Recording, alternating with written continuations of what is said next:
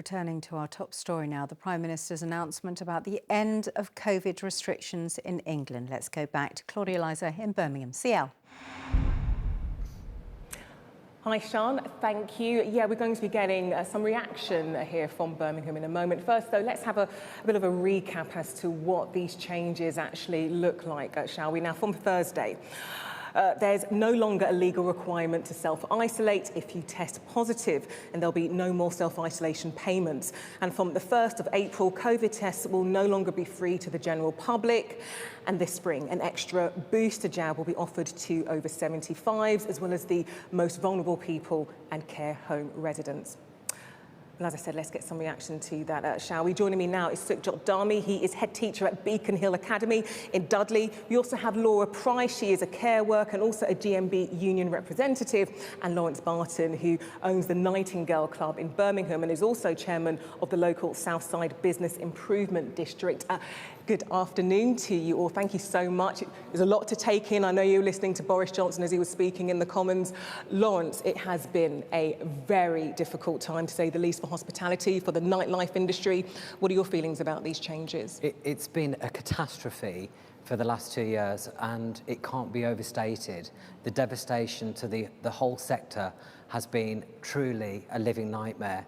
And moving forwards now, we see the rising costs of the NI relief going, VAT increasing, the cost of services and goods increasing, insurance costs increasing.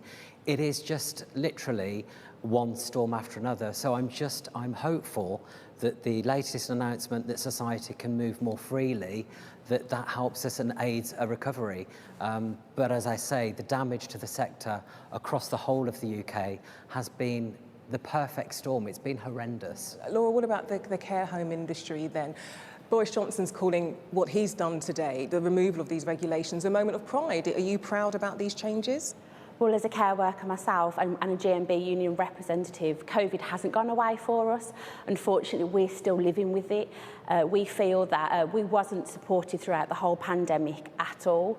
Now, with the changes in regards to the self-isolating, we are looking after vulnerable people, and the concern is that if we don't self-isolate, we are putting them at risk as well. So talk about schools, in particular your schools. Again, really, really difficult for young people, for students. They've missed out on a lot of classroom time in all of this. Do you welcome these changes? Will this change that for you? Well, look, I totally understand the intent of wanting to get the economy back up and running and back on its feet. However, we've got to take a really cautious and sensible approach to this. I'm disappointed to hear that LFT testing will be gone. I think that you choose to go to a restaurant or a nightclub, but actually, public sector workers don't get that choice. We do have to go and work, and staff do have to go into schools, as do learners. So it's really important for us to be able to monitor the situation very carefully over the next few weeks and months. We have acted independently of government advice in the past with, keeping masks in and around the school. And so, we will do what we think is best for our learners. You still think that you'll do what you think is best for your school? You don't think you'll follow completely this new government advice? Well, I think as part of Boris Johnson's statement this evening has talked about personal, choice and personal responsibility. And actually, staff do have the personal responsibility. The school, Dudley Academy's Trust, who I work for, have the personal responsibility to keep our learners safe and to keep our staff safe. And that's the first job of all school leaders. So yes, we will be reviewing and looking at the detail carefully over the next few days. And then, of course, we'll do what it takes to keep our learners safe. So it's interesting, Sukhjot's saying that when it comes to lateral flow tests, he would very much like that to still be in place. And surely for you, Lawrence, just looking at the future, should there be another variant, heaven forbid, there was another variant that causes so much mayhem, wouldn't actually still having lateral flow tests, wouldn't that be better for the hospitality industry, for the nightlife industry, so you guys are on top of it and can avoid any further tough restrictions in the future? As an independent operator, I've taken this whole thing from the outset very seriously and responsibly. And I'll be saying to my teams across my businesses, I think it's important that you act responsibly and find out whether you've got COVID or not. But society has to be moving forwards. We've had 2 years of almost being suffocated, and so many businesses have closed. Hundreds of thousands of people have lost their jobs. We have to move forwards and embrace these new changes. Again, sticking with tests, Laura, our health correspondent, Catherine Jones, she mentioned in a meeting earlier that when it comes to tests, it means people who care for the vulnerable, the elderly, those in care homes, will now have to pay to do their jobs. What impact will that have on you and your other colleagues? Well, our staff are already on a very low wage. We don't get a good enough wage for what we do. We care for people.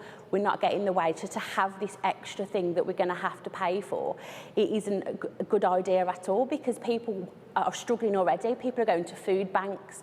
People are already, if they're self-isolating now, are struggling financially. So to have this extra burden, it's just not going to be a good thing for us as care workers. So what I'm hearing, you guys are going to be impacted in the industry and the sectors you represent in different ways. Mm-hmm. What would you have the Prime Minister do? What can he do to make sure every sector isn't impacted negatively as the other, if that makes sense?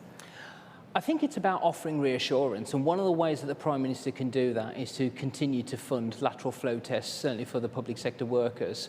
Because I think it's a lot of money. Apparently, listening to our correspondent earlier, that was what was holding up even this announcement today. Absolutely. That debate on money, who's going to pay for this? Yeah, I accept that, but actually, long term, it's going to help us. Now, we've had the impact of the last variant, which wasn't too severe, but there may be other variants coming up over the next few months and weeks, and we need to be able to have that reassurance to make sure that we're not going to have lots of students and staff at school that have got COVID and then they pass that on and then we end up in a worse situation than we were. Lawrence, what do you think the PM should do? So we was first to be closed as an industry and last to be opened.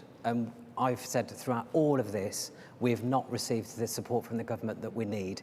I think it's just been totally, for our sector, in my view, it's been sadly lacking. We're now looking at VAT increases. I mean, let's have some support for the sector. We've got tremendous recruitment problems, people not actually wanting to work in the industry anymore, and it's still on its knees. We've got a mountain to climb. Just my 3 businesses over the last 2 years were £8 million to find. Oh. So that's just my 3 businesses. Laura, what do you think the PM should be doing? Well, I think for care workers in the industry, we should still be able to have a lateral flow test paid for. I don't think we should have to fund that. We're going to work, we're looking after vulnerable people, we're putting them at risk. So why can't we have them available so we can still do our job and look after people's loved ones? Well, Laura, Stuart and Lawrence, thank you so much for joining me here in 5 News and being that voice for Birmingham and the sectors you all represent. Let's have a look at what you guys at home think about all of this. We've got so many messages today. Let me start with Agatha in Belfast. I'm clinically extremely vulnerable, she says, and I think all restrictions should have never been introduced. Let people live their life. That's so interesting, Agatha. Caroline from Colchester says, how are those already living in poverty going to be able to fund the test? Catherine Jones mentioned that earlier. Jack from Preston says, regarding the lifting of restrictions, I am proud to be British in this moment as we are the first country to prove our democracy on a global scale by not retaining any emergency power over its people. Power to the people, Jack. Also, you've got Carl from Gateshead. I think Mr Johnson has got it wrong. We should still use masks in hospital, public transport and shops. He is trying to win but the public back. Wendy from West Yorkshire, not at all happy with the removal of all the rules and no testing. Boris is just trying to save his own neck. You're kind of agreeing with Carl there. Gillian from Banbury, great news from Boris. We do have to get on with our life, and people do need to take responsibility for themselves, wear a mask, stay at home, the same as you have been doing, pretty much already. Aisha from Coventry, it's way too soon to be lifting restrictions, especially when they're pretty reasonable, like self-isolating if you're positive. Caroline from Colchester, what absolute rubbish, she says. I'm incredulous, appalled, and already feeling unsafe. Thank you all so much for your messages, and really so many mixed views on all of this. Sian, COVID, it seems, might be ending for people watching 5 News. It's far from over.